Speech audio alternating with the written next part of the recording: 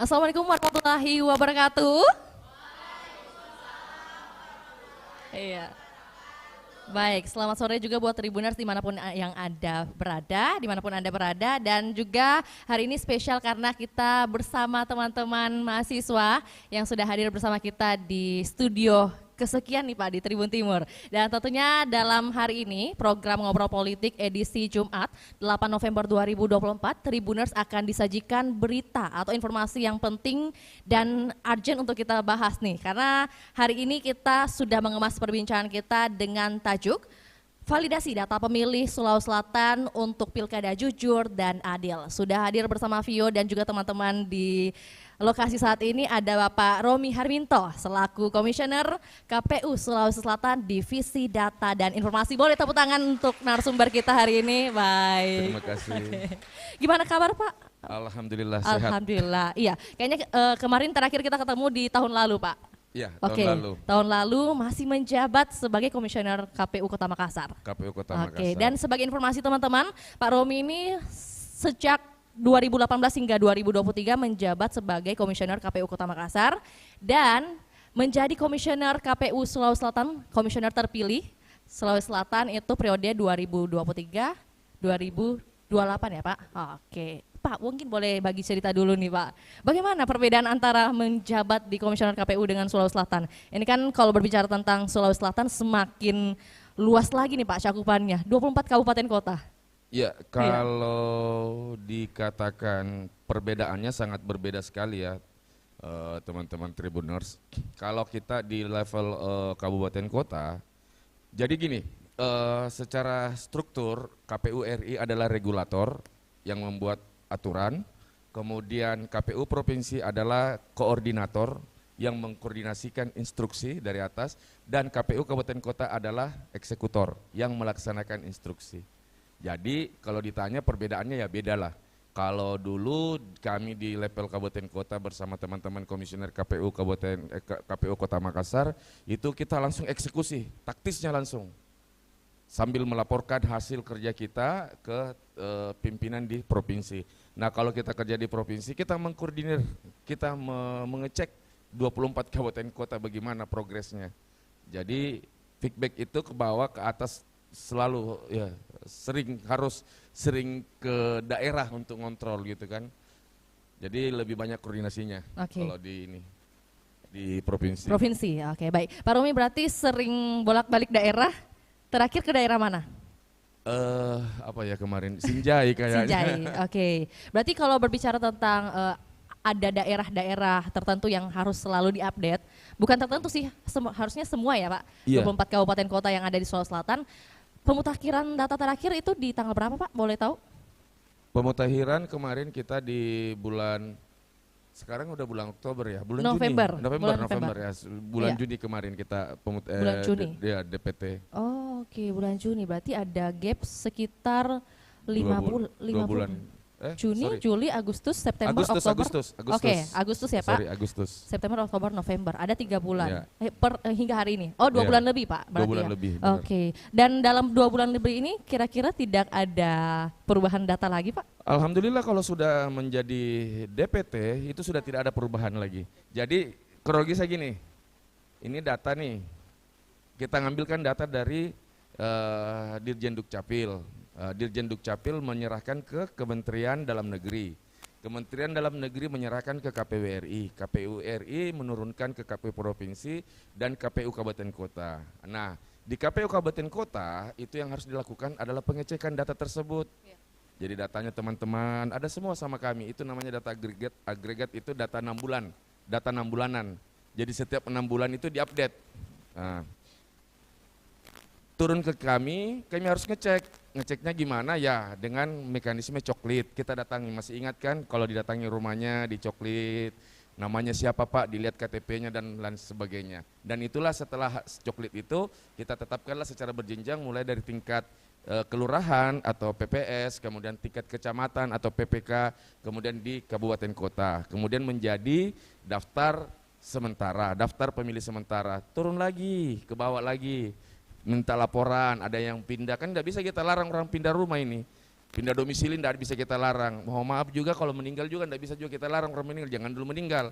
Nanti tanggal 27 setelah tanggal 27 tidak. Jadi yang meninggal, yang pindah domisili itu kita update. Itu berjenjang terus sampai pada penetapan di tingkat kota itu tingkat DPT, ya, daftar pemilih tetap. Jadi kalau sudah DPT sudah tidak bisa lagi. Sudah tidak bisa lagi dikorek kecuali masuk dalam DPTB. Nah, ini adik-adik ini yang mahasiswa ini yang dari, mohon maaf, dari daerah yang kebetulan kuliah di Makassar itu bisa 30 hari sebelum hari H bisa mengurus daftar pindah memilih atau DPTB. Namun kan sekarang sudah lewat 30 hari nih, berarti sudah tidak bisa lagi. Nah, sekarang yang bisa itu tinggal 4 komponen, diantaranya menjalankan tugas pada hari H, kemudian rawat inap, kemudian menjadi warga binaan di rutan lapas, kemudian bencana alam. Oke, berarti masih dengan regulasi yang masih sama dengan Masih di tetap sama. pemilu yang kemarin gitu Masih ya tetap Pak? sama. Oke, Pak, kalau berbicara tentang data, ini kan yang mendata nih istilahnya, mungkin teman-teman di sini atau juga Tribuners dimanapun berada masih bingung nih, siapa yang bertugas untuk mendata, melakukan coklit yang tadi disampaikan Pak. Mungkin boleh disampaikan bagaimana kerja-kerja mereka nih Pak? Jadi untuk memvalidasi data itu kami ada program namanya mencoklit, pencocokan dan penelitian. Apa yang dicocokkan data dari Kemendagri yang kami terima secara resmi oleh KPU, dari Kemendagri ke KPU RI, kemudian kami cocokkan dengan apa? Dengan KTP penduduk setempat. Jadi petugas kami itu sejumlah TPS yang ada di kabupaten kota tersebut. Jadi kalau misalnya di Sulawesi Selatan itu ada sekitar 14.548 TPS, maka petugas kami berjumlah sama dengan TPS. Jadi satu orang memegang data per TPS. Jadi satu TPS itu ada maksimal 600 orang. Jadi tugas Pantarli kita ini, Pantarli ya, petugas Pantarli, itu mendatangi satu persatu, door to door, rumah dari 600 pemilih tersebut. Untuk apa? Memastikan pencocokan dan penelitian. Setelah dicocok, oke, ketika misalnya tidak cocok, diteliti. Apa penyebabnya tidak cocok? Ya kan, jadi gitu. Jadi itu yang dipastikan di level bawah. Berarti ada Pantarli. Ada Pantarli. Ada Pantarli yang ditugaskan gitu ya Pak, dan untuk melakukan coklit itu, pencocokan dan penelitian. Lantas Pak, hingga 8 November 2024, apakah masih ada Pantarli yang bertugas door to door? Enggak, cuma 1 bulan aja Pantarli. Oh, oke, 1 bulan. Jadi setelah Pantarli itu 1 bulan bekerja, menyampaikan datanya, ini Pak, saya sudah coklit ini dari 600 nama ini, yang bisa saya temuin ini cuma 500 orang Pak. Lah kemana ke 500-nya? Pindah domisili Pak, ada surat pindahnya, ada Pak. Ada juga yang meninggal Pak, oh iya, kita catat semua itu. Dicatat itu, kerja Pantarli cukup sampai di situ aja. Setelah itu maka petugas kami yang memplenokan di tingkat berjenjang menjadi daftar pemilih sementara. Jadi hasil coklitan dari Pantarli ini itulah yang ditetapkan. Jadi KPU sebagai lembaga pemerintah itu kita sangat berhati-hati di wilayah dokumen penetapan begitu. Jadi enggak asal tanda tangan saja, tidak, karena semua tanda tangan yang berada di KPU, di lembaga kami, di KPU itu berkonsekuensi hukum. Artinya jika ada data yang tidak jelas, kemudian kita tanda tangani, kita sudah bersiap-siap berhadapan dengan hukum gitu.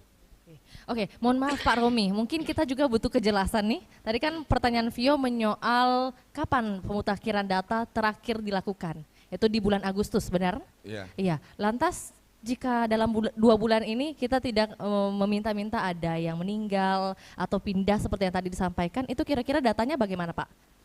Otomatis ketika ada pergeseran data setelah penetapan data pemilih tetap, maka dia akan tetap begitu, akan tetap posisinya kecuali yang data pemilih ya, data pindah memilih. Jadi misalnya saya orang Makassar, KTP saya Makassar, kemudian saya pindah ke mana, Parepare misalnya. Karena saya sebagai penyelenggara, saya bertugas pada hari H, tugas saya di Parepare, maka saya mengurus pindah memilih. Saya mengurus pindah memilih, itu bisa saya mengurus di Makassar atau di Parepare. Setelah saya mengurus pindah memilih dan sudah keluar surat pindah memilihnya, form A pindah memilih, maka seketika itu juga nama saya di Makassar sudah tercoret gitu. Dan saya muncul di TPS mana di Parepare yang mana saya tempati untuk memilih nanti. Jadi hilang di Makassar, muncul di Parepare. Itu bagi mereka yang melakukan atau mengurus ya Pak? Mengurus. 30 hari sebelum pencoblosan. Oke, bagaimana dengan yang tidak? Makanya kami dari teman-teman Iya. SDM ini, sosialisasi ini sangat intens bergerak di kampus-kampus, di sekolah-sekolah untuk menyampaikan proses pindah memilih. Jadi ini yang harus kita pahami bahwa kami sudah bergerak untuk menyampaikan proses-proses pindah memilih. Karena memilih itu adalah hak. Jadi kami tidak paksa juga. Ini kalau kau tidak bikin pindah memilih kau ditangkap. Enggak, karena ini memilih itu adalah hak. Oleh sebab itu kami fasilitasi. Semua fasilitasi itu berbatas waktu. Jadi fasilitasi itu berbatas waktu. Artinya apa? Ketika ada yang tidak bisa, bukan berarti kami yang menghilangkan hak teman-teman. Tetapi hak teman-teman itu dibatasi oleh sebuah prosedur. Ini yang harus kita sama-sama satu frekuensi ini. Memilih adalah hak warga negara Republik Indonesia yang telah memiliki KTP. Nah, tapi hak itu akan terbatas oleh prosedur. Prosedur apa? Prosedur yang berlaku pada lembaga yang mengatur terkait pemilihan. Kalau kita buka, bayangkan kalau kita buka sampai hari H, misalnya hari H juga bisa loh, ngurus ini kan hak aku. Ya, kita tidak bisa bayangkan kekacauan di tingkat TPS itu akan terjadi. Oleh sebab itu ada berbatas waktu. Makanya kami tidak henti-hentinya untuk mensosialisasikan, untuk pindah memilih, menyampaikan cepat supaya kenapa? Agar hak daripada teman-teman DPTB ini bisa terpenuhi, bisa tersalurkan gitu. Oke, iya. Mungkin kita kembali ke peserta yang ada di lokasi saat ini. Ada yang mau mengajukan pertanyaan karena ini kan sehubungan dengan aktivitas belakangan teman-teman nih menjadi mahasiswa, mahasiswi. Ini kayaknya pada gimana ya? Ada yang mau bertanya? Soal pemindahan mungkin yang sudah berlaku 30 hari sebelum pencoblosan, di mana kan nih hari ini sudah H-19 teman-teman. Kira-kira ada yang mau memberi pertanyaan atau memberi masukan mungkin ya Pak? Boleh banget? Boleh. Oke, silakan. Boleh dibantu mic-nya Kak? Boleh perkenalan diri ya? Baik, bismillahirrahmanirrahim. Assalamualaikum warahmatullahi wabarakatuh. Ya, boleh bangkit berdiri, mohon maaf. Jadi Pak, sebelumnya saya sebenarnya pernah menjadi salah satu anggota KPPS. Jadi yang saya mau tanyakan ini terkait dengan para perantau, khususnya kami mahasiswa. Saya punya adik yang lagi sekolah di luar wilayah, di pulau lain gitu. Terus bagaimana caranya dia konfirmasi lewat digital? Maksud saya ada enggak akses digital atau cara cepat supaya mereka bisa melakukan pindah tempat pemilihan gitu? Berarti pertanyaannya secara online, basis online gitu. Adakah sistem yang mungkin diberlakukan dalam proses pemindahan begitu ya? Oke, terima kasih. Oke, jadi untuk saat ini kami belum berani untuk melakukan digitalisasi terkait pindah memilih secara online. Kenapa? Karena di situ itu ada pencocokan. Jadi saya ke KPU mau pindah memilih, itu saya harus perlihatkan bahwa saya betul yang namanya Romi, ya kan? Dengan KTP saya betul ini namanya Romi dan saya beralamat betul di Makassar. Karena kita tidak tahu bahwa ini berkaitan dengan hak pilih. Kita dilindungi juga dengan Undang-Undang 27 terkait pelindungan data pribadi. Jangan sampai ada penyalahgunaan, ya kan? Ada penyalahgunaan identitas sehingga kita masuk ke wilayah pidana. Apa itu wilayah pidana? Menghilangkan hak pilihnya orang. Satu contoh, saya pindah nih, saya pakai KTP-nya yang cowok lah, gitu kan? Saya online nih. Ini kan orang tidak bisa, bukan dalam bentuk VT, bukan dalam bentuk video. Kita input data aja, saya input dengan atas nama, saya dapat KTP-nya, saya input kemudian masuk di proses di KPU, dikasih pindah memilih misalnya di Papua, atau di Aceh, atau di Jakarta, padahal orangnya di sini, muncul tercoret namanya di sini, muncul di sana, ya kan? Yang salah siapa? Nah itulah untuk saat ini kami belum bisa karena kami mengelola dokumen negara dan itu sangat urgent sekali ya, ini personal sekali, sehingga untuk pindah memilih itu betul-betul orangnya yang menghadap. Ada kita justru kami di divisi data itu secara berjenjang baik ke KPU Kabupaten Kota, kemudian ke PPK dan PPS, itu memastikan bahwa ketika ada orang pindah memilih itu foto orangnya. Karena banyak kejadian kita dapat, bukan dia yang punya KTP, KTP-nya orang yang sudah kabur fotonya. Nah itu ya, jadi yang kita hindari persoalan begitu, makanya kita butuh validasi yang manual ya. Bukan berarti kami tidak untuk digital, tapi konsekuensi mudaratnya itu lebih banyak kalau pakai digital. Oke, sudah jelas teman-teman? Iya, jadi memang sejalan dan juga saya sepakat nih Pak Romi, pada pemilu kemarin saya juga sempat melakukan proses pemindahan untuk memilih, dan memang benar seperti yang dikatakan Pak Romi bahwa validasinya adalah dengan memotret wajah bersama dengan KTP orang tersebut. Oke, dan kalau berbicara tentang pada pemilu kemarin nih Pak, apakah data dari pemilu di tahun 2024 ini juga Februari digunakan juga di Pilkada 2024 Pak? Iya, jadi kalau dikatakan data 2024 ya, itu ada sebagian data 2024. Jadi perlu kita sampaikan bahwa progres pergerakan data pemilih itu begitu intens di Indonesia ini. Kadang kami sudah diskusi dengan teman-teman dari Disdukcapil Provinsi, kadang dalam satu hari itu untuk lintas provinsi aja ya, pindah antara kabupaten kota itu dalam satu hari itu ada 400 orang, 400 permohonan. Baik yang pindah masuk ke Makassar maupun pindah keluar ke Makassar, ini baru Makassar. Bagaimana dengan 23 kabupaten kota lainnya? Artinya pergerakan-pergerakan itu bergerak terus. Oleh sebab itu saya sampaikan tadi, kita mengambil data agregat, itu 6 bulan terakhir. Kalau kemarin di pemilu itu di Desember kita DPT-nya sudah kunci di situ, kemudian kita ambil lagi data agregat yang bulan sampai bulan 6 kemarin itu diturunkan oleh Kemendagri dalam bentuk DP4, ya, daftar pemilih, potensial pemilu dan pemilihan, gitu. Berarti memang masih ada penggunaan, tapi memang ada pergerakan gitu ya? Ada pergerakan dan itu kita bersihkan satu persatu. Oke, baik. Berarti memang itulah tugas dari pencocokan dan penelitian itu gitu ya Pak? Oke, iya. Jangan sampai mungkin teman-teman mengira gitu Pak, adanya pantarli atau mereka mengetahui nih di Pilpres kemarin ada, atau pemilihan legislatif kemarin itu ada beberapa orang yang mendatangi rumah mereka, tapi di pilkada kali ini belum ada yang datang Pak. Gimana lantas ini mereka untuk menjawab hal tersebut nih Pak? Sebenarnya sudah pada datang, sudah ada didatangi semua, cuma barangkali tidak bertemu waktunya.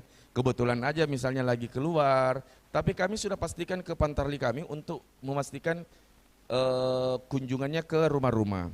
Dan ini perlu diperhatikan juga bahwa satu, data DP4 yang kami terima dari Kemendagri itu adalah de jure. Ini kekuatan hukumnya ini, dokumennya ini kencang nih. Artinya kita by de jure aja. Ketika misalnya saya palitkan si A, saya cocokkan dengan si A, kemudian si A ini berbeda, maka kita langsung bisa cross check kembali ke data SIAK. Apakah betul? Karena mohon maaf, ada beberapa kasus di wilayah Sulawesi Selatan itu, satu, gandanya itu dia bikin KTP di Makassar, kemudian dia bikin KTP lagi di luar Makassar. Ketika kita berbicara di level atas, di level provinsi, itu akan ketemu. Loh kok ini ada, si Pulan ini ada KTP-nya juga di Wajo, iya ada juga KTP-nya di Makassar. Petugas kami lagi yang cross check itu ke bawah, cari ini orangnya di kecamatan ini, di kelurahan ini, nomor rumahnya sekian. Kemudian kalau kau ketemu, videokan bahwa saya mau memilih di mana. Makanya ketika ada ganda begitu, ganda pemilih, kita minta videonya. Itu kita coret di mana dia tidak memilih. Misalnya saya ada juga, saya punya KTP di mana, di Wajo. Saya divideokan sama petugas pantarli, Bapak mau memilih di mana? Ini Bapak ada datanya juga di Wajo. Makanya saya langsung sampaikan lewat video, lewat VT bahwa saya akan sambil memegang KTP ya, saya akan memilih di Makassar. Otomatis bukti de jure itulah yang kita alasan untuk mencoret nama saya yang ada di Wajo gitu. Paham teman-teman? Nah, Paham ya? Iya. Itu baru satu kasus. Baru loh. satu kasus, ya itu Kasus adalah kegandaan. bagaimana mereka punya nama di satu nama tapi di dua tempat gitu Di ya dua Pak? tempat. Oke. Kalau yang berbicara tentang daerah pelosok mungkin Pak, kita kan berbicara Sulawesi Selatan pastinya Ya. masih ada beberapa lokasi yang terbilang masuk pelosok dan Ya, susah banyak. ditempuh nih Pak, gimana? Banyak kemarin itu di daerah-daerah Seiko, Rampe itu dan semuanya, banyak di daerah ada juga beberapa di Toraja, kemudian di Toraja Utara. Namun alhamdulillah petugas-petugas Pantar Likait kami ini dengan semangat yang menggebu-gebu ya. Karena kami memastikan tugas kalian cuma satu, memastikan bahwa kesesuaian antara daftar yang kalian pegang itu per TPS dengan kondisi lapangan. Dan itu tetap dieksekusi, Mbak. Tetap juga mereka masuk ke lorong-lorong, masuk ke naik gunung-gunung, turun ke lembah-lembah, mereka tetap bergerak gitu. Oke. Dan itu maksudnya kerja-kerja yang memang butuh effort lebih gitu ya Pak? Iya, karena saya selalu sampaikan begini, di KPU itu bukan pekerjaan. Karena dari ratusan ribu petugas dan orang KPU, entah komisioner, entah apa, itu kita tidak pernah punya cita-cita ketika besar nanti saya akan jadi KPU. Jadi teman-teman bergabung dengan KPU adalah murni pengabdian. Ya, jadi kami di KPU itu memang menganggap bahwa KPU itu adalah pengabdian, di mana kami memperlihatkan kita punya kinerja yang maksimal. Supaya kenapa? Supaya kami bisa berbakti kepada bangsa ini, bisa memperlihatkan kepada bangsa ini bahwa kami ini bisa bekerja. Ya, dalam pengabdian itu kan Pak Romi tentu tidak menutup kemungkinan ada kendala-kendala yang ditemui, Iya. apalagi kalau berbicara tentang petugas Pantarli nih Pak di lapangan. Kira-kira laporan yang ditemui Pak Romi seperti apa? Banyak sekali. Ya, mungkin makanya boleh saya berbagi bilang, kisah nih, makanya Pak. saya bilang gini, kalau dibilang jadi Pantarli itu sebuah pekerjaan, maka banyak Pantarli kami akan mundur. Bayangkan, datang pagi-pagi mengetuk, tidak ada orangnya, pergi kerja katanya. Sebentar sore jam 5. Ini udah mau pulang ini di rumah ini, kita punya Pantarli. Tapi karena ada janji jam 5 terpaksa ke rumah itu lagi. Ketuk lagi, tunggu nanti sudah Isya, sudah pergi makan malam. Balik lagi, datang lagi, sudah Isya, dibilang apa? Bapak sudah tidur. Besok-besok Piko datang. Coba. Kalau bukan dibilang pengabdian atau apa, sudah mundur semua ini. Berapa sih gaji dari Pantarli? Tidak seberapa. Saya bilang. Nah, itu satu kasus. Yang dikejar anjing, yang banjir, ya, yang banjir-banjir itu, yang di pulau-pulau yang harus menyeberang pakai perahu untuk memastikan daftar pemilihnya. Tapi disitulah kebanggaan kami sebagai penyelenggara, bahwa kami mengerjakan ini untuk memvalidasi data pemilih. Kami mau gitu, kalian lihat gitu kerja-kerja kami. Bukan dibilang bahwa kami ini bekerja demikian susah untuk gaji yang tidak seberapa. Mohon maaf saya bilang, kalau hanya gaji yang dilihat dari teman-teman Pantarli, sudah bubar semua Pantarli itu. Tapi betul-betul pengabdian kepada bangsa ini. Itu dari segi Pantarlinya Pak. Ya. Ternyata banyak cerita-cerita yang bisa dibagikan dan itu bisa menjadi pengalaman berharga bagi mereka ya Pak. Iya. Oke, lantas Pak, untuk melibatkan atau sejauh mana sih KPU Sulsel melibatkan masyarakat dalam proses validasi pemutahiran data? Apakah mungkin ada saluran-saluran khusus yang bisa digunakan oleh masyarakat ketika menemui datanya tidak sesuai nih Pak?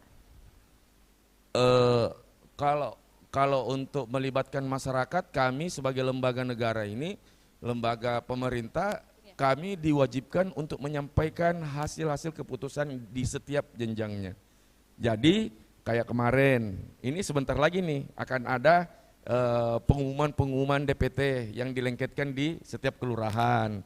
Kemudian ada penyampaian-penyampaian lewat baik itu flyer maupun kanal-kanal ya, kpu.go.id dan sebagainya. Intinya kami sesuai dengan slogan kami itu melayani, memberikan semaksimal mungkin pelayanan kepada masyarakat.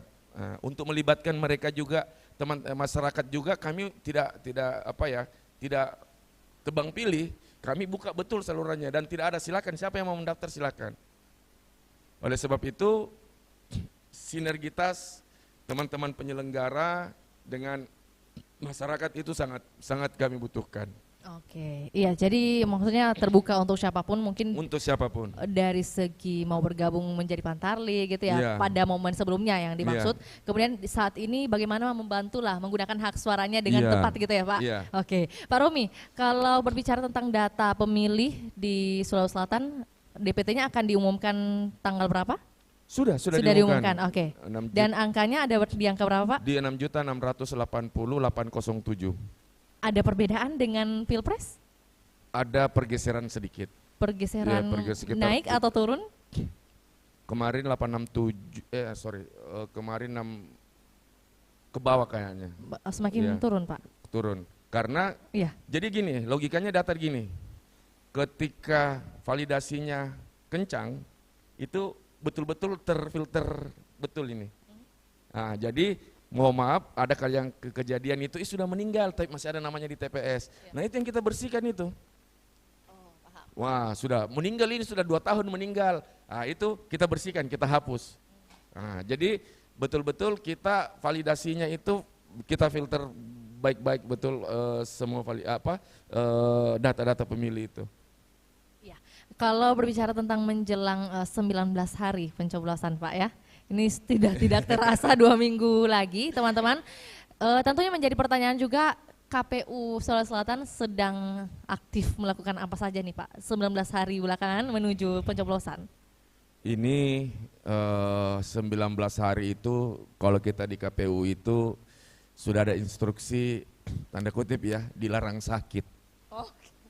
Kita ini sudah dilarang sakit, kenapa? Karena kita sudah mau masuk wilayah-wilayah urgen. Saat ini sebenarnya saya sementara rapat dengan teman-teman untuk persiapan debat besok, tanggal 10 itu debat kedua Pilgub.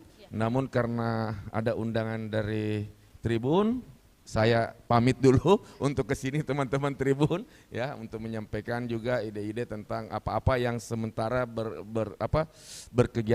kegiatan kami di KPU. Jadi untuk saat ini persiapan debat itu sudah berjalan beririsan dengan pendistribusian logistik. Jadi logistik juga sekarang sementara kita pendistribusian dan ada beberapa kabupaten kota sudah masuk dalam wilayah sorlip ya pensortiran surat suara dan pelipatan surat suara.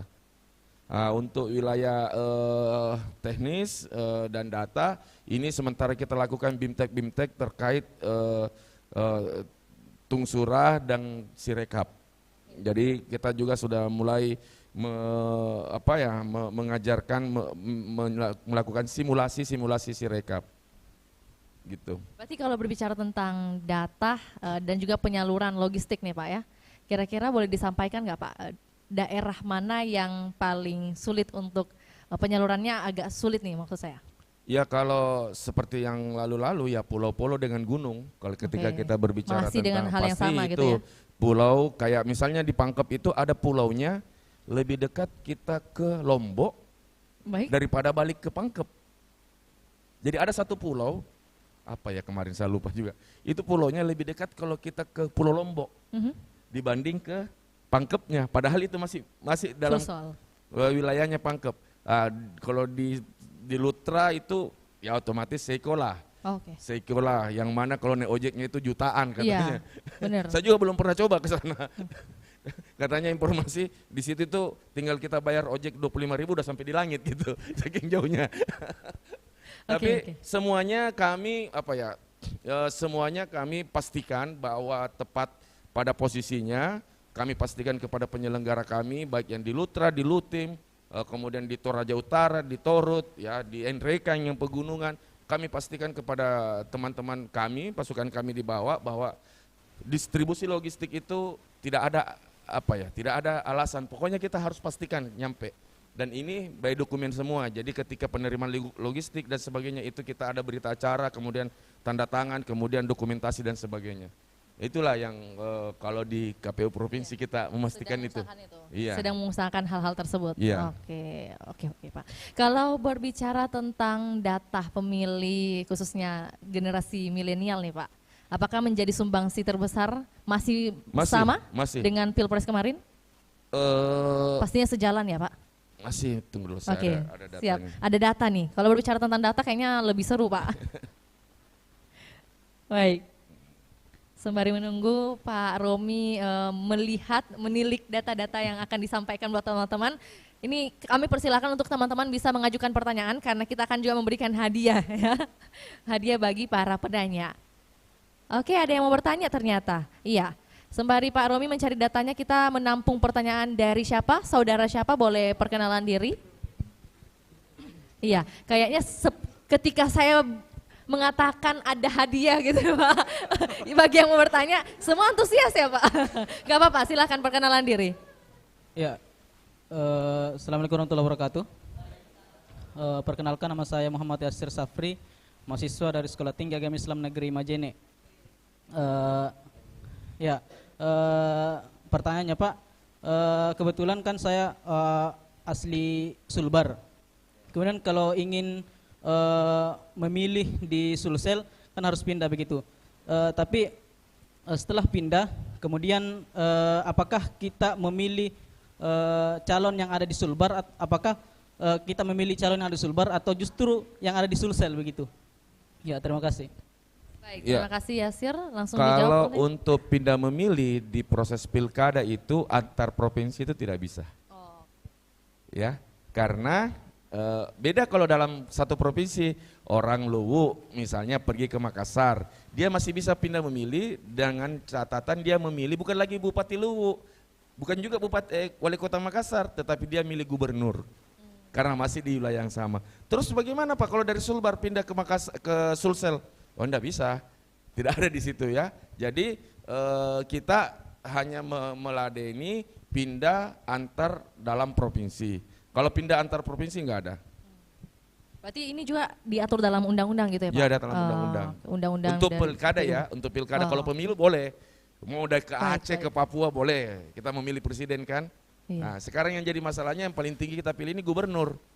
Nah otomatis kalau pindah Provinsi? lokasi provinsi pasti ya enggak bisa lah.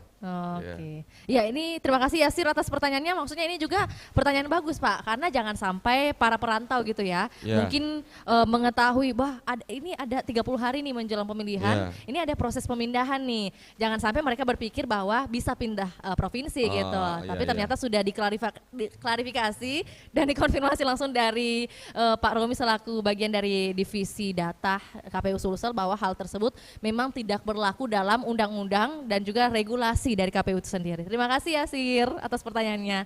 Baik, Pak Romi kita gimana? Udah mendapat data Iya. generasi milenial di Sulsel? Jadi Iya. kami bagi ini menjadi 5 data.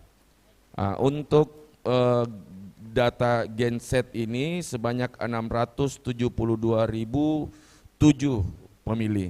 Jadi gensetnya itu 672.000. Kemudian milenial itu sebanyak 1.540.000. Kemudian yang Gen X itu sebanyak 2.584 ya. Kemudian di baby bomber itu ada 1.555, kemudian pre bomber itu 336.623 pemilih. Jadi kalau kita mau lihat memang Gen Z, milenial dan Gen Z ini ya, Gen X, milenial dengan Gen Z ini yang ya jadi sumbangsi terbesarnya hampir 3-4 juta. Juta. Ya, Dan itu jadi paling banyak di kota? tersebar di 24 Tersebar di kabupaten kota. 24 kabupaten. Oke. Dengan angka yang sangat masif tentunya itulah yang menjadi tempat para calon gitu ya untuk Iya. bagaimana menghadirkan program-program lah ya Pak untuk para pemuda pastinya. Dan kalau menyoal hasil nih Pak, kita berbicara hasil lagi. Iya. Kalau tadi data tentunya sudah disampaikan bagaimana data di Provinsi Sulawesi Selatan sendiri, kemudian kita beranjak tadi ke data untuk generasi milenial, generasi Z, dan juga generasi X. Saat ini kita mau menanyakan soal digitalisasi, khususnya si rekap nih Pak. Pada pemilu kemarin kan kita mengetahui ada satu program gitu yang bisa diakses oleh orang-orang gitu ya Pak, untuk melihat bagaimana perhitungan suara. Nah pertanyaan pertama saya itu, kapan masyarakat bisa mengetahui hasil, apakah di sore hari atau di keesokan harinya Pak? Jadi si rekap ini hadir, satu yang ingin saya sampaikan kepada Tribuners bahwa si rekap ini adalah salah satu aplikasi yang dibuat oleh KPU RI, kemudian diturunkan, berfungsi untuk melakukan updating hasil perolehan. Nah, jadi ketika semua datanya sudah masuk, ya itu langsung terupdate dan langsung bisa kita cek di kpu.go.id. Nah, perbedaan Sirekap yang kemarin dengan sekarang, kalau kita saat ini lebih kepada persentase, jadi tidak ada angka lagi, Mbak.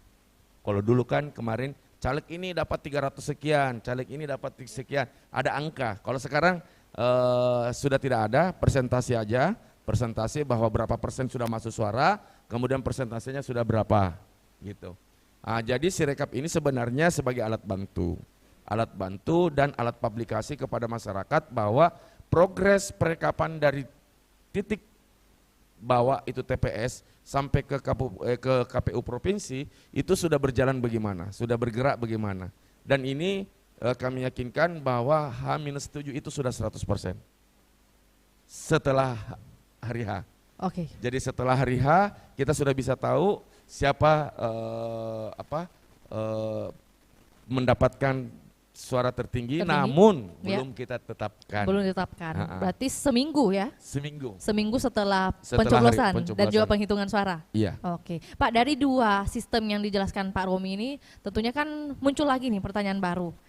Yang mana berpeluang kecurangannya lebih besar, potensi kecurangan lebih besar? Apakah ketika di Pilpres kemarin kan kita mengetahui bahwa ada sistem foto dokumen nih, ya dokumen suara. Dan kali ini hanya persentase suara nih Pak yang ditayangkan. Iya, sama foto dokumen juga, tetap foto dokumen, kemudian masuk ke server itu lantas disampaikan ke publik bahwa persentase suaranya sekian. Kalau kemarin kita foto dokumen, masukkan ke server, keluar angka. Dan si Fulan dapat angka 2000, si ini 2300, ya kan? Nah, kalau sekarang ini persentase aja yang keluar, jadi bukan angka. Jadi kalau mau dibilang jujur aja kita kemarin agak bermasalah Sirekap karena jujur aja kemarin itu kita DDoS sebanyak 25.000 kali. Jadi DDoS itu kita diserang attack oleh orang-orang yang tidak bertanggung jawab, oknum-oknum yang tak bertanggung jawab sebanyak 25.000 kali dalam sehari. Jadi kita bisa bayangkan sistem itu akan bergerak gimana. Tapi alhamdulillah kita sudah lakukan perbaikan-perbaikan di sistem security dan sebagainya. Alhamdulillah kita sudah lakukan uji beban, kemudian uji simulasi dan sebagainya di Jakarta kemarin. Kita sudah mencoba di 38 provinsi untuk uji bebannya dan alhamdulillah lancar-lancar saja. Semoga nanti di tanggal 27 November ini itu semuanya sesuai dengan harapan kita lancar semua. Amin, amin, amin. Jadi memang ada evaluasi gitu ya, dari Pilpres kemarin, kemudian akhirnya dipermantap untuk pilkada serentak di tahun 2024 ini dan masih menggunakan program yang sama, Sirekap? Masih tetapi sudah terjadi perubahan-perubahan di dalamnya. Baik, oke. Berbicara tentang presentasi Pak, rasanya mungkin bagi sebagian orang masih bertanya-tanya apakah tidak ada kecurangan kayak yang bisa terjadi dengan hal tersebut? Menurut Pak Romi gimana untuk meyakinkan masyarakat nih? Kalau untuk di sistem, jadi gini, Sirekap sebagai alat bantu tidak bisa menjadi alat rujukan. Jadi kita ini adalah lembaga negara yang mana masih menganut pemilu kertas yang mana semuanya harus by manual. Jadi tetap aja surat suara yang teman-teman coblos, warga masyarakat coblos itu pula yang kami presentasikan dalam bentuk kertas pula. Jadi dicoblos, kemudian kita laporkan dalam C hasil, tuliskan angkanya di C hasil menjadi D hasil dan itulah yang akan presentasikan perjenjang dan memutuskan siapa yang memperoleh suara yang terbanyak. Oke, dengan perolehan suara terbanyak ini kan bisa diketahui H+7. H+7. Oke, atau seminggu setelah masa pemilihan dan juga penghitungan suara. Iya. Lantas bagaimana Pak dengan para istilahnya relawan mungkin yang dukung para calon nih ya di beberapa kabupaten kota yang ada di Sulawesi Selatan yang sudah menetapkan, ujuk-ujuk menetapkan nih di hari kelima sudah menetapkan bahwa pasangan mereka yang sudah unggul. Nah itu kan mereka kan bukan KPU gitu kan, bukan gaweannya. Oke, berarti tidak semuanya, ada. Dan itu pun sebenarnya H+7 itu hanya penyampaian kepada masyarakat aja. bahwa progres perekapan itu sudah selesai di level PPK. Ya, baik. Ya, di level PPK dan berprogres di kabupaten kota. Nah, jadi semuanya itu semuanya itu tetap berjalan sesuai dengan waktu dan schedule-nya. Baik, paham Pak. Ya, tadi sedikit ada kendala teknis tapi tak mengapa Pak. Baik, Pak, kalau berbicara tentang data lagi, sepertinya ini masih banyak pertanyaan, tapi kita karena penjelasannya sedikit banyak maju mundur, nggak apa-apa ya Pak Romi? Oke. Ya, tentunya kan ada data yang statusnya tidak memenuhi syarat nih Pak. Iya, bolehkah disampaikan? Yang tidak memenuhi syarat apa ini? Terdaftar Calon atau DPT? DPT Pak maksud saya. Iya, adakah hal tersebut yang menjadi kriteria mengapa orang-orang disebut tidak memenuhi syarat, Pak? Oke, ada. Jadi yang tidak memenuhi syarat itu satu, tidak memiliki KTP. Kembali lagi persyaratannya, syarat sebagai pemilih, lari ke situ, memiliki KTP atau sudah menikah, kemudian bukan anggota TNI Polri, ya kan? Kemudian apa lagi ya? Sudah lupa lagi yang persyaratan pemilih itu. Jadi ada beberapa poin memang persyaratan pemilih dan itu yang MS memenuhi syarat. Yang selain itu tidak memenuhi syarat. Nah, salah satu ya itu kayak TNI Polri bukan sebagai pemilih, kemudian orang yang dicabut hak pilihnya, ada yang di warga binaan yang dicabut hak pilihnya itu tidak bisa memilih gitu. Warga binaan khususnya. Warga binaan Oke. khususnya. Ini kita ada satu pertanyaan penting juga Pak Romi. Sebenarnya apa saja alasan umum dibalik data pemilih yang dinyatakan tidak valid?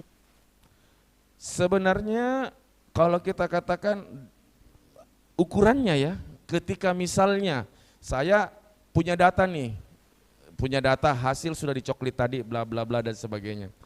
Untuk mengukur itu juga harus untuk mengukur itu mengatakan valid tidak validnya untuk orang eksternal, itu kita harus melakukan dengan metode yang sama. Tidak bisa saya nih nentuin nih, begini model saya, tetapi saya hanya sampel aja untuk menentukan bahwa data saya itu tidak valid. Anggaplah contoh, saya sudah coklit nih, berapa orang, ada sekitar 40 orang nih, dan saya mengatakan bahwa 40 orang ini ada semua valid, ya kan? Nah, terus ada yang dari luar, oh itu tidak valid, ada beberapa orang yang sudah pindah. Ini kan kita tidak bisa tahan, orang meninggal, orang pindah, kita tidak bisa. Jadi kalau untuk kevalidannya itu, ya kami sudah berusaha semaksimal mungkin bahwa itulah pada saat penetapan DPT itu sudah titik akhir. Namun setelah DPT kalau ada berubah berubah pemilih, itu sudah di luar kuasa kita. Misalnya ternyata pada saat sudah penetapan DPT, ada yang pindah rumah, pindah domisili nih, pindom. Itu kan sudah tidak bisa kita tahan. Jangan dulu pindah, sudah pi pemilu, sudah pi pilkada baru pindah. Begitu pula yang meninggal misalnya. Ini kan tidak bisa. Jadi gitu. Jadi kevalidannya itu kalau saya bilang ya kita sama-sama bisa mengukur, punya tools sendiri untuk mengukur tingkat nilai dan kevalidannya itu. Pak Romi, lebih lanjut lagi kalau tadi berbicara tentang data masyarakat secara umum, kemudian Gen Z atau generasi milenial, kita juga mau mempertanyakan soal teman-teman kita pemilih disabilitas Pak. Oh iya. Iya. Adakah data-data tersebut dan ada juga dari KPU Sulsel sendiri mungkin bersama rekan-rekan lainnya sudah mempersiapkan apa saja nih Pak untuk para pemilih disabilitas nantinya di TPS? Ya, jadi data disabilitas kita untuk Sulawesi Selatan itu untuk tunadaksa itu ada 19.840, kemudian tunanetra itu ada 5.971, kemudian tunarungu ada 2.710, kemudian tunagranita ada 10.800, kemudian tunawicara itu ada 7.180. Dan ini semua datanya sudah ada di teman-teman komisioner KPU Kabupaten Kota untuk persiapan-persiapan di TPS nanti untuk alat bantu dan sebagainya. Kita sudah turunkan datanya ini semua. Sudah, maksudnya hal tersebut sudah dipastikan aman gitu ya Pak? Insya Allah. Iya, jangan sampai di lokasi ada suatu kejadian yang tidak diinginkan seperti itu. Ya. Oke, tapi kalau berbicara tentang Pilpres kemarin Pak, seperti apa ya persiapan dari KPU pada saat di TPS? untuk teman-teman kita yang disabilitas? Ya, jadi persiapannya seperti di Pilpres kemarin, kita ada brailler dan sebagainya, kemudian ada kursi roda, ada pendampingan khusus, dan memang kita sudah bekerja sama dengan teman-teman kelompok-kelompok ini ya, yang disabilitas, yang care terhadap disabilitas. Kita memang minta apa-apa yang bagaimana mekanismenya, pendampingan atau bagaimana gitu. Berarti ada komunitas ada, mitra gitu ya? Ada mitra komunitas kita.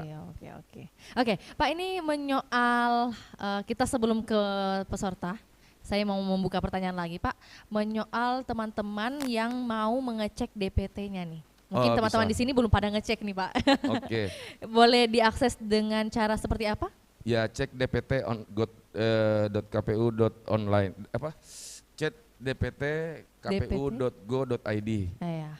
Teman-teman boleh langsung cek, mungkin kita cek sama-sama dulu ya, nih. Boleh ya. Jadi cek boleh DPT. dicek. Mungkin dari pengecekan DPT online ini bisa muncul pertanyaan, Pak. Pastinya kan? Iya. Ya. Teman-teman boleh dengan cara cek DPT online, cek dptonline.kpu.go.id, teman-teman.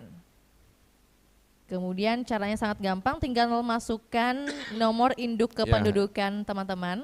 Nicknya. Iya, nicknya teman-teman. Udah ada nicknya? Enggak hafal katanya, Pak. Tapi bawa KTP. Bawa, boleh dilihat nicknya. Ini teman-teman mahasiswa ya.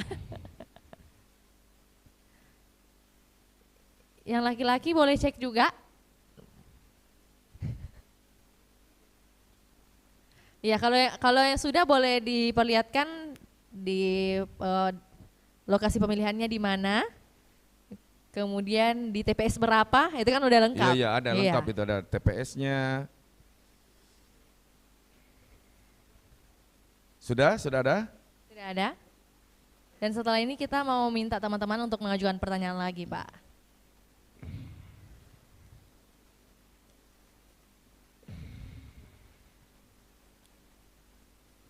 Udah?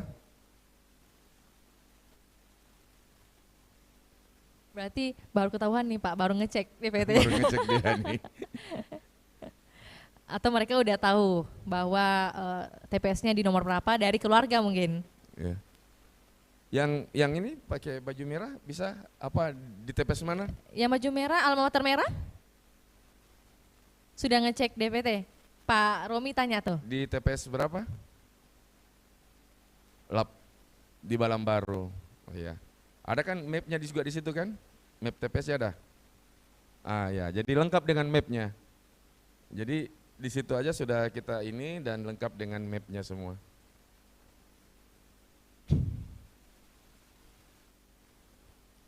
Teman-teman yang lain sudah ada hasilnya?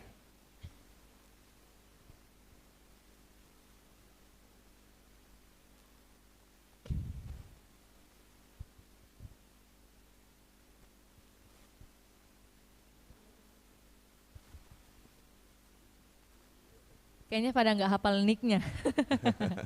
It's okay. Yang di belakang ganggu-ganggu, mau bertanya? Iya, mau bertanya. Oke.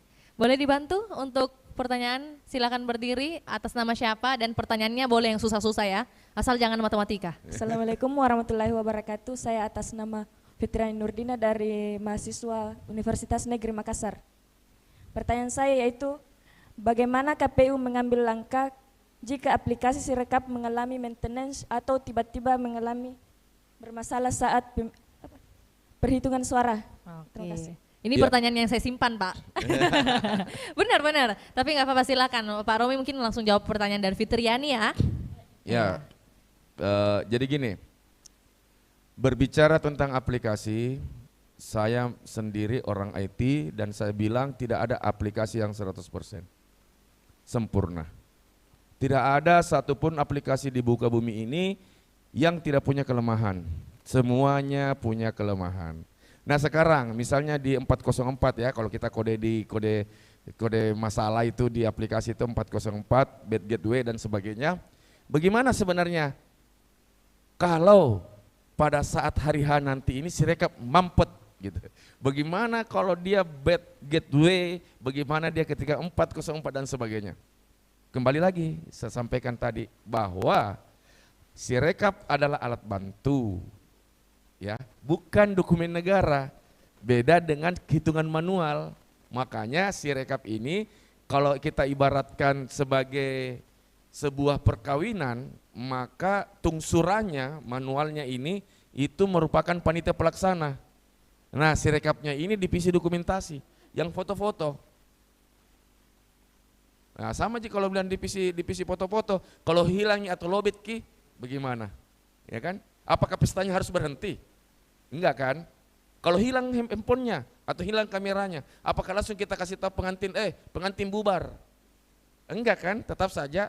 Nah, itu dia. Jadi pemilu itu, pilkada itu ibarat pesta pernikahan.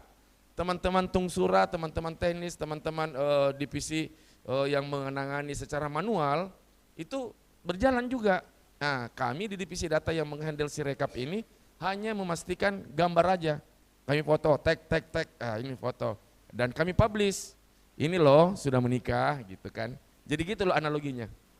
Jadi Sirekap ini alat bantu. Alat bantu. Sudah terjawab?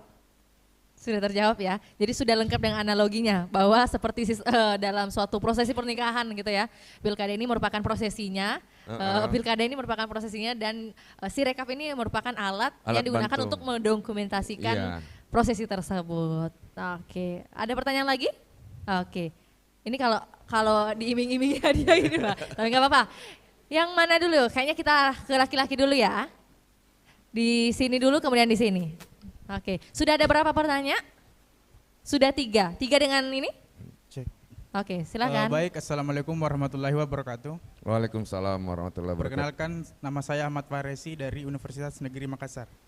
Pertanyaan saya Pak seperti ini.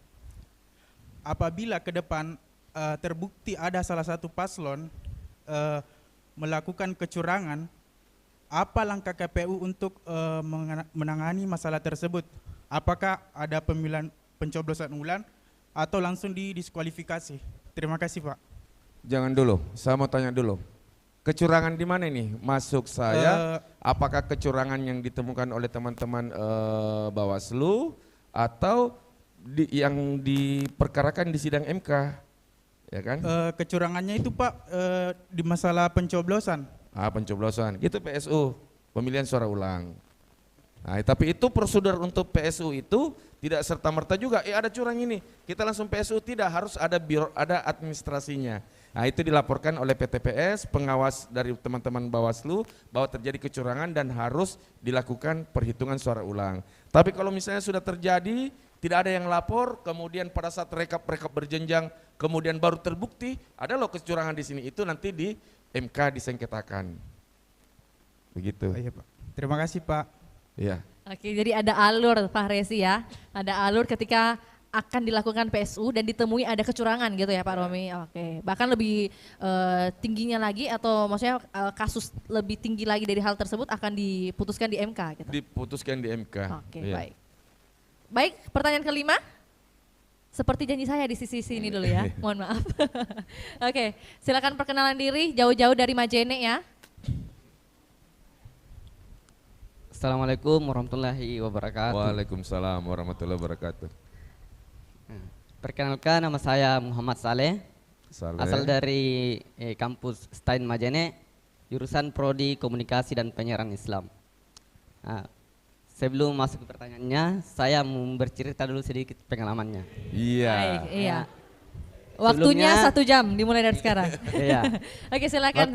Sebelumnya saya pernah menjadi salah satu anggota LSI, Lembaga Survei Indonesia. Oke. Nah, saya bertugas sebagai anggota yang survei terjun langsung ke masyarakat untuk mengkonfirmasi data. Nah, dari yang saya dapatkan itu ada beberapa kendala seperti yang Bapak ceritakan tadi, termasuknya salah satunya ada yang sudah meninggal bertahun-tahun.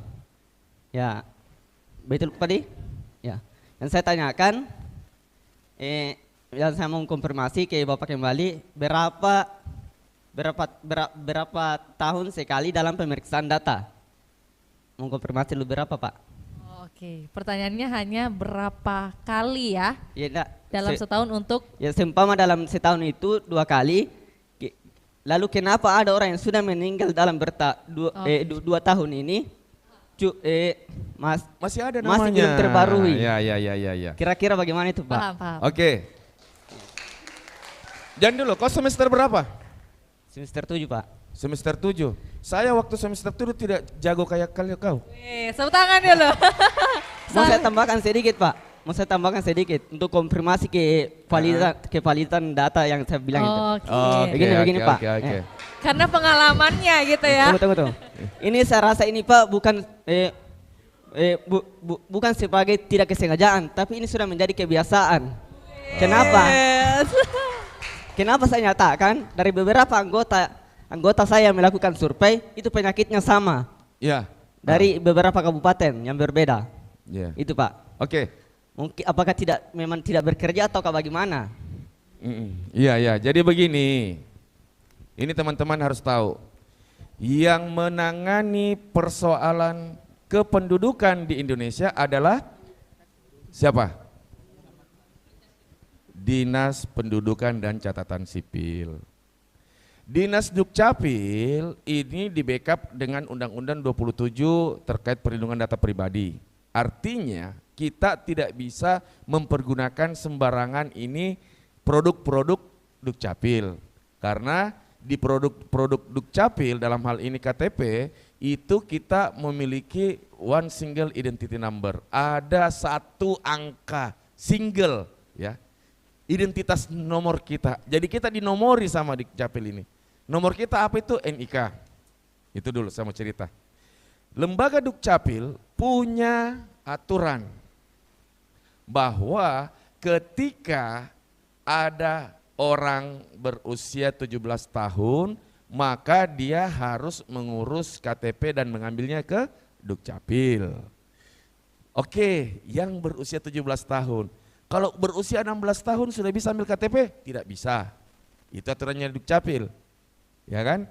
Kalau 17 tahun kurang 2 hari boleh? Tidak boleh. Nanti 17 tahun. Nah, ini KTP, yang kedua KTP itu berlaku di wilayah Indonesia dari Sabang sampai Merauke. Yang ketiga, data-data meninggal itu harus dilaporkan oleh pihak keluarga. Tidak bisa Dukcapil langsung menghilangkan kependudukannya orang. Saya tidak suka ini si Saleh ini. Siapa Saleh ya? Saleh. Saya tidak suka Saleh ini. Saya jengkel sama Saleh. Saya melapor ke Dukcapil Majene, saya bilang, tolong dihapus itu sudah meninggal, langsung Dukcapil. Karena kenapa? Pidana. Pidana loh. Menghilangkan hak penduduk orang. Jangan menghilangkan hak penduduk, menghilangkan hak pilih saja kena pidana. Nah, sekarang inilah yang susah. Kenapa masih ada namanya di Dukcapil? Karena pihak keluarganya tidak melaporkan keluarganya yang meninggal. Melaporkan meninggal juga tidak serta-merta lapor saja bilang meninggal saya punya nenek, saya punya tante dan tidak, tapi membawa dokumen. Dokumen dari mana? Baik itu dari pemerintah setempat maupun dari rumah sakit yang telah memeriksa. Nah, data itu ada di Dukcapil. Si Pulan yang sudah meninggal ini masih ada karena keluarganya tidak datang ke Dukcapil sampaikan, makanya data tetap itu ada. Ya, data itu ada. Ketika dia berikan data itu ke saya, ke KPU, maka data si Pulan itu masih tetap ada juga. Ketika saya coklit, ternyata meninggal. Ditanyakan keluarganya, bilang coret mi itu meninggal mi. Apakah saya harus coret? Tidak. Tidak saya coret karena tidak ada dokumennya. Kecuali keluarganya sudah memperlihatkan, Pak Pantarli, ini ada mi dokumen meninggalnya dari rumah sakit. Maka boleh saya coret. Tapi ketika dia tidak mempunyai dokumen meninggal, maka saya tidak bisa coret. Karena pertanyaannya satu, ketika saya coret maka dia sudah tidak bisa memilih. Dan tiba-tiba datang pada hari H. Saya yang dipenjara, saya kena pidana. Jadi persoalan kenapa masih ada di data pemilih dan sebagainya, ini adalah jalur koordinasi antara teman-teman KPU dengan Dukcapil. Nah, jadi Dukcapil juga, Dirjen Dukcapil juga tidak serta-merta juga menyampaikan data-datanya. Kalau bukan permintaan resmi dari negara, dia tidak akan sampaikan datanya. Karena saking dijaganya itu namanya data kependudukan. Gitu ya, Saleh ya? Sudah terkonfirmasi, Saleh? Iya, jadi memang ada 2 instansi gitu ya, 2 lembaga yang memang harus bekerja sama jadi dalam satu yang data bikin, tersebut. satu yang validasi. Di Dukcapil yang bikin, kami yang validasi. Apakah kami boleh mencoret hasil kerjaan Dukcapil? Tidak boleh, Bos. Kalau tidak ada kita punya dokumen resmi, gitu. Cukup, Saleh, atau ada sanggahan lagi? Cukup, oke. Kita ke penanya berikutnya, Pak. Masih ada 5 pertanyaan, 5 penanya. Oke, silakan. Kemudian nanti di belakang. Boleh, silakan terlebih dahulu. Tes. Ya, terima kasih. Boleh berdiri ya, silakan berdiri. Berdiri dong. Ya, ya oke. Perkenalkan, saya Tommy Tandung, saya dari Prodi Sosiologi Universitas Negeri Makassar. Siapa namanya? Tommy. Oh iya. Beda R. Beda R T. ya. Ya, Pak. Oke, Tom, lanjut. Seperti yang kita tahu tuh, kalau di Indonesia ini hampir setengah populasi penduduk Indonesia itu atau sekitar 160-an juta pengguna media sosial aktif di Indonesia. Dan mau bertanya kira-kira bagaimana langkah-langkah yang diambil KPU untuk sekiranya bisa memberikan sosialisasi melalui media sosial dalam prosesnya untuk bisa memberikan edukasi kepada masyarakat mulai dari pencoblosan hingga validitas data. Itu yang pertama. Yang kedua, seperti yang kita tahu tuh, kalau semisal yang tadi Bapak jelaskan tentang tantangan dalam memanfaatkan teknologi untuk bisa mengumpulkan data, begitu Pak. Yang kutangkap tadi pertama adanya pemalsuan data, penggelembungan suara, contoh-contohnya itu. Mau bertanya kira-kira adakah ke depannya rencana atau konsep-konsep yang mungkin sudah disusun oleh KPU untuk sekiranya bisa menangani tantangan tersebut dan memanfaatkan teknologi secara efisien. Mungkin itu Pak. Oke, sudah jelas Pak Romi? Pertanyaannya ada 2. Yang pertama itu bagaimana KPU, khususnya KPU Sulsel gitu ya, masif dalam memberikan edukasi melalui sosial media. Itu yang pertama dulu Pak. Iya, jadi datamu itu salah. Pengguna sosmed di Indonesia itu sama dengan jumlah penduduknya. Bukan 50%. Justru data terakhir saya itu ada sekitar 278 jutaan akun, ya. Jadi lebih daripada jumlah penduduk, karena ada satu orang 15 emailnya, 15 sosmednya, 15 Facebooknya dan sebagainya. Kau singgung masalah sosmed. Sekarang saya mau tanya, punya apa? Apa sosmedmu yang ada? Facebook, Instagram, X. Twitter, oke. X, TikTok tidak ada. Cobalah kamu bukalah Instagram kamu, kemudian cari KPU RI. Tidak mungkin dong KPU pergi langsung ikuti akunmu kalau kau tidak pernah buka akunnya. Jadi ada, lengkap kami. Baik itu secara nasional, jadi bayangkan ada 38 provinsi, kemudian ada 514 kabupaten kota, kemudian ada untuk Sulawesi Selatan saja saya jelaskan. Jadi di Sulawesi Selatan itu ada akun sosmednya lengkap. X ada, Twitter ada, Facebook ada, Instagram, ini semuanya. Saya wajibkan ini sama teman-teman KPU Kabupaten Kota. Ada 24 kabupaten kota. Semua itu punya akun. KPU ini, KPU itu gitu kan. Kemudian dari kecamatannya juga ada akun, 313 kecamatan.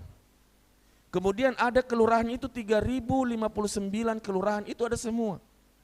Akun Instagramnya. Ya. Bahkan ada di TPS ada 14.000 tuh mereka bikin akun sendiri. Nah makanya saya heran, kok nggak dilihat gitu. Sampai dipertanyakan bagaimana kiat-kiat. Karena kami itu jangankan gitu. Rapat saja itu di foto-foto loh. di-upload, foto upload. Jadi kurang dikasih aktif barangkali anunya Instagramnya. Ya. Kemudian yang kedua, tadi apa pertanyaan kedua? Pertanyaan kedua adalah ini soal digitalisasi. Ya, bagaimana mungkin menangani atau solusi dalam penanganan suara yang digelembungkan ya. Sekarang gini, bahasa-bahasa penggelembungan suara, kemudian penambahan suara itu bahasa 20-30 tahun yang lalu. Dulu, iya. Kenapa saya bilang iya? Berapa petugasnya kita? Kalau kita rekap di TPS sekarang itu, pemantau ada, PTPS ada, masyarakat ada. Ya kan? Saya menulis angka 4, baru saya sebut 9, itu ribut loh. Ya kan? Jadi kalau dikatakan mau curang, saya jujur bukan berarti saya orang KPU saya mengatakan ini ya. Enggak. Kira-kira curangnya di mana gitu. Sementara jelas ini clear ini barang-barang loh dari bawah sampai ke atas.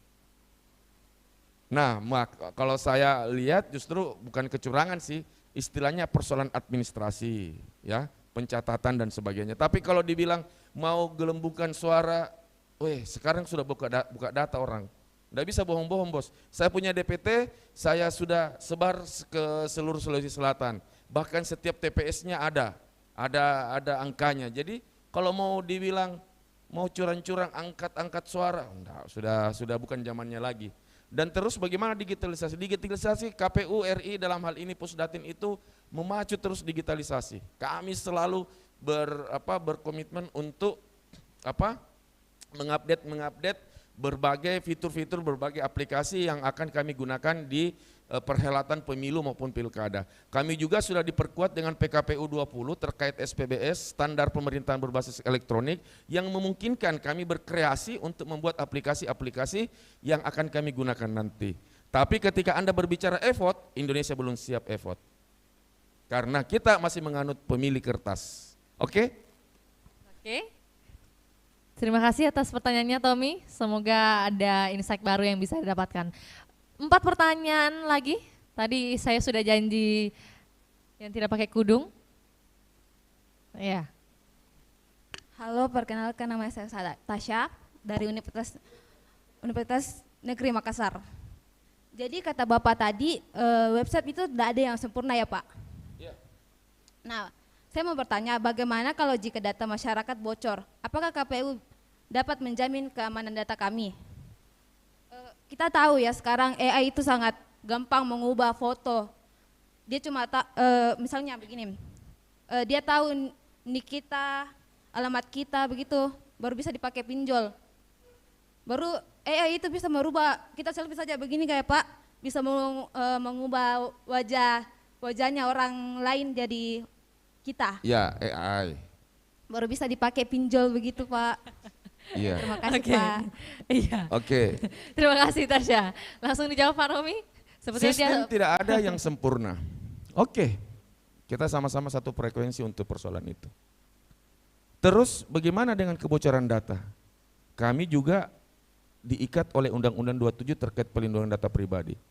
Ketika ada oknum di dalam lembaga kami yang melakukan kebocoran data ya, bukan dibobol datanya. Beda kalau kebocoran data, artinya kebocoran data itu ada orang dalam yang mengeluarkan data nih. Itu namanya kebocoran data. Atau manipulasi atau apa ya bahasanya ya yang ini. Jadi kalau begitu itu kita sudah pidana, yang jelasnya sudah clear itu pidana yang begitu. Terus bagaimana kalau kita dicuri, dibobol, sama di hacker misalnya, kayak Bjorka dan sebagainya. Siapa yang bertanggung jawab? Ya kami kan sudah melakukan sistem semaksimal mungkin. Makanya saya bilang tidak ada sistem yang bagus dan baik dan aman 100%. Semuanya punya celah. Ketika sistem kami dibobol, kayak kasus bukan dibobol sih, istilahnya kalau kemarin itu diserang, DDoS namanya. Ngerti DDoS?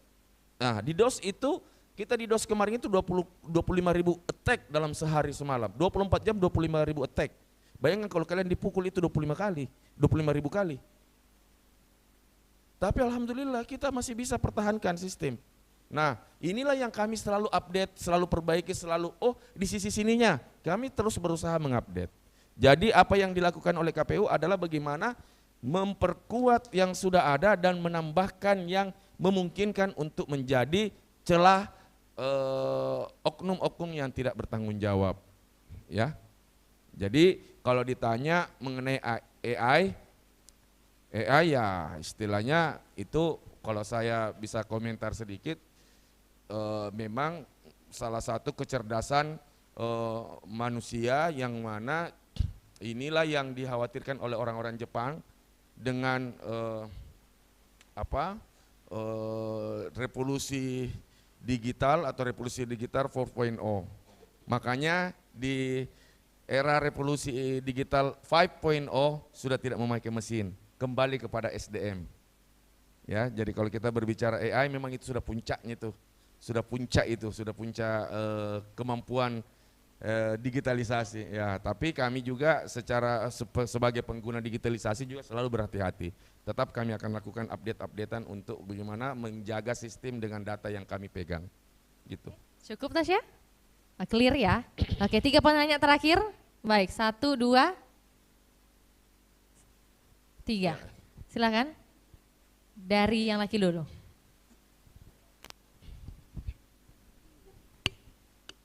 Assalamualaikum warahmatullahi wabarakatuh. Waalaikumsalam warahmatullahi wabarakatuh. Perkenalkan, nama saya Muhammad Adibak, mahasiswa. Siapa? Muhammad Adibak. Dipanggil? Diba. Diba? Iya. Oke, silakan Diba. Mahasiswa Sekolah Tinggi Agama Islam Negeri Majene. Nah, di sini saya akan bertanya tentang kasus lapangan.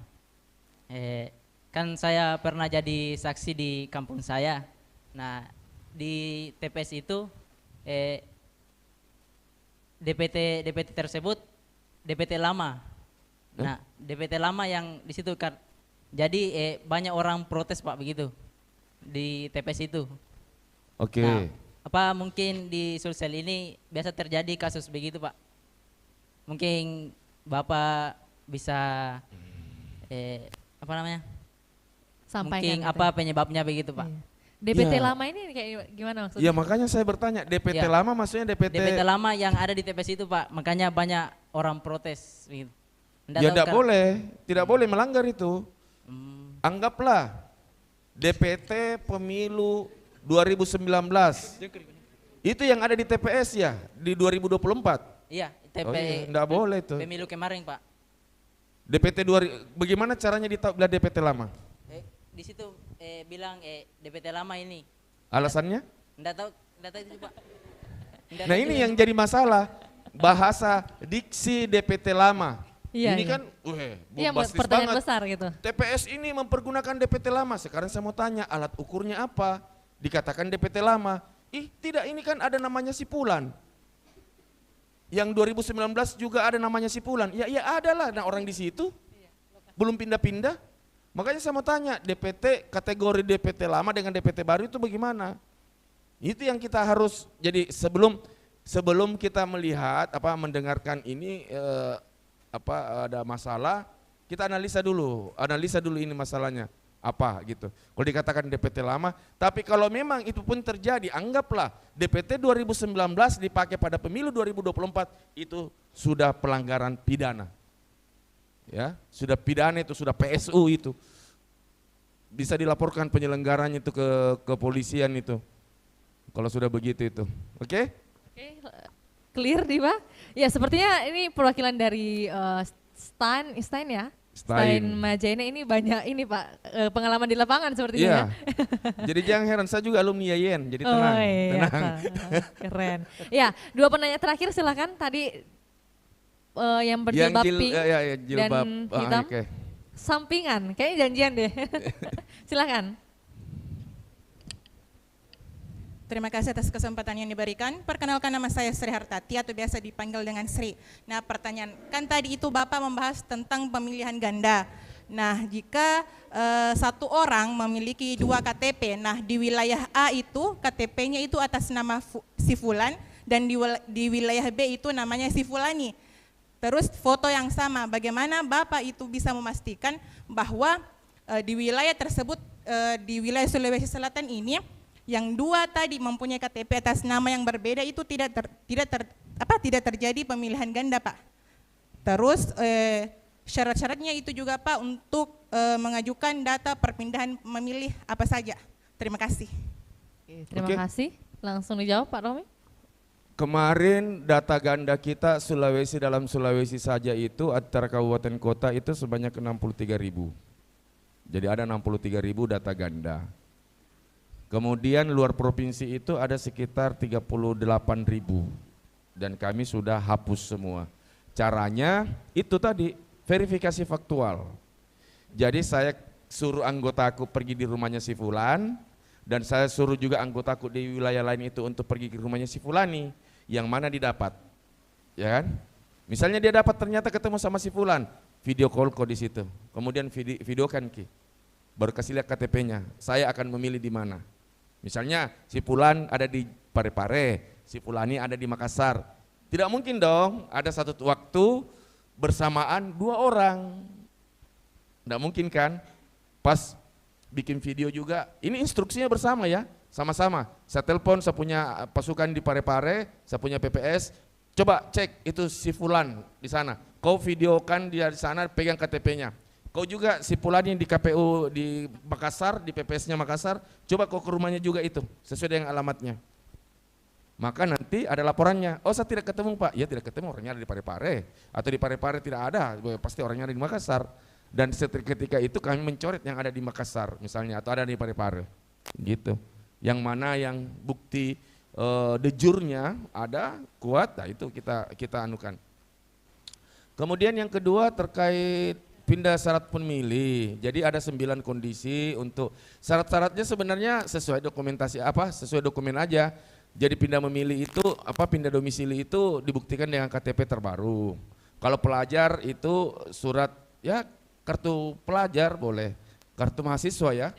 Nah, kartu mahasiswa, kemudian apalagi ya, bertugas di luar wilayah kerja. Jadi misalnya ada yang dari instansi-instansi yang bekerja di Makassar, itu kan ada surat keterangan tugasnya. Ya itu semua yang ini yang menjadi dokumen. Tapi kalau untuk saat ini tinggal 4 yang boleh dilayani.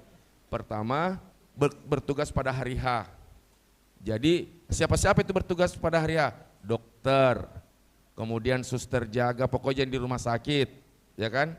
Kemudian lembaga-lembaga permasyarakatan, ya, jurnalis, itu bertugas pada hari H semua itu. Teman-teman PTPS itu bisa mengurus semua. Kemudian yang kedua, apalagi tahanan, ya, warga binaan, itu yang baru masuk, nah itu bisa kita DPTB-kan. Yang ketiga, orang yang dirawat dengan orang yang sakit di rumah sakit yang diopname dengan penjaganya 1 orang. Jadi misalnya ada nih sekarang nih melapor, Pak, saya punya keluarga ini dirawat di Siloam, saya dari Wajo misalnya, saya rawat di Siloam dan menurut dokternya ini sampai tanggal 27 nanti ini masih belum bisa pulih. Maka bisa diajukan DPTB, jadi dia nanti akan memilih gubernur di wilayah dekat rumah sakit gitu. Yang terakhir itu ya bencana alam, ya force majeure, musibah itu, force majeure, itu ya. Cukup Sri? Oke, dan yang terakhir dari Lisma ya, Lisma. Oke, silakan Lisma. Bismillahirrahmanirrahim. Assalamualaikum warahmatullahi wabarakatuh. Waalaikumsalam warahmatullahi wabarakatuh. Terima kasih kesempatan telah diberikan kepada saya. Sebelumnya perkenalkan, nama saya Lisma dari Universitas Negeri Makassar. Pertanyaan saya masih berkaitan dengan pertanyaan teman-teman tadi mengenai DPT dan perpindahan domisili. Nah, pertanyaan yang pertama saya itu Pak, bagaimana jika